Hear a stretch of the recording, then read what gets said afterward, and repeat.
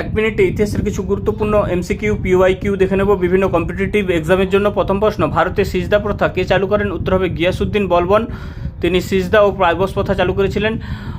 পরের প্রশ্ন, প্রশাসন কর্তৃক তৈরি ও রপ্তানিকৃত দ্রব্যের মূল্য নির্ধারণের জন্য দিল্লিতে কে সেরাই আদল নামে একটি বিশেষ বাজারের প্রতিষ্ঠা করে? উত্তর হবে অপশান সি আলাউদ্দিন খলজি। পরের প্রশ্ন, দেওয়ানি খয়রাত একটি দানশালা মন্ত্রক কে চালু করেন? উত্তর হবে ফিরোজ শাহ।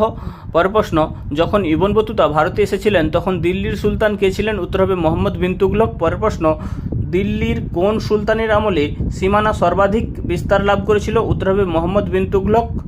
পরের প্রশ্ন, নিম্নলিখিত কোন পরিব্রাজককে মোহাম্মদ বিন তুগলক দিল্লির কাজী হিসেবে নিযুক্ত করেন?